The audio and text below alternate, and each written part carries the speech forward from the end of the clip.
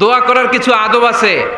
অজু অবস্থায় দোয়া করবেন, কেবলামুখী হয়ে পারলে দোয়া করবেন, দোয়ার আগে ইস্তেগফার পড়বেন, তাইলে দোয়া কবুল হওয়ার পসিবিলিটি হাই, সম্ভাবনা কম না বেশি?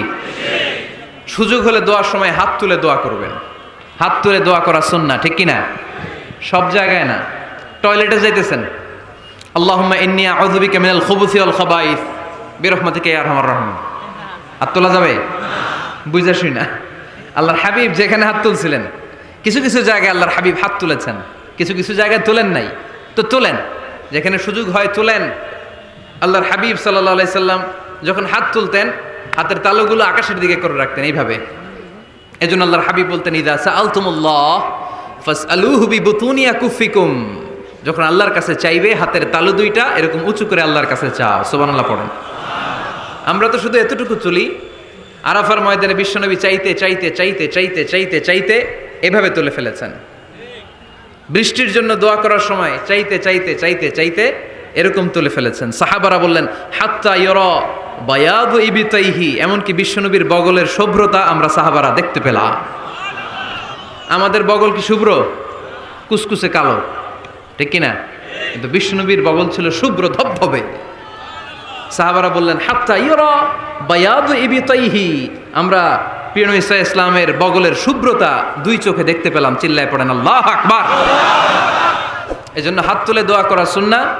হাত তুলে যখন মনে চায় দোয়া করবেন, এটা ইচ্ছা, চাইলেই করতে পারেন। কিন্তু সালাম ফিরানোর পরে আমরা দেশে যে ট্রেডিশনটা বানিয়ে ফেলেছি, তাসবিহ বাদ দিয়ে হাত তোলা, এটা বিশ্বনবী এবং সাহাবারা করতেন না। তবে ইন জেনারেলি দোয়া এমনি এমনি হাত না তুলে মুখে মুখেও করা যায়, আবার হাত তুলেও করা যায়। মনে মনে চাইলেও কেউ শোনে না, শোনে কে? আল্লাহর হাবিব বলেন, ইন্নাল্লাহা হাইয়্যুন কারীম, আল্লাহ খুব লজ্জাশীল। আল্লাহ কি?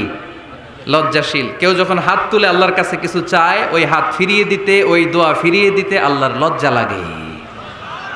সুবহানাল্লাহ পড়তে পারলেন না? এজন্য হাত তুলেও দোয়া করার দরকার আছে না নেই? দোয়ার মধ্যে আল্লাহর নাম নিবেন বারবার। আল্লাহর কয়টা নাম? কয়টা? قل ادعوا الله أو ادعوا الرحمن أيما تدعوا فله الأسماء الحسنى।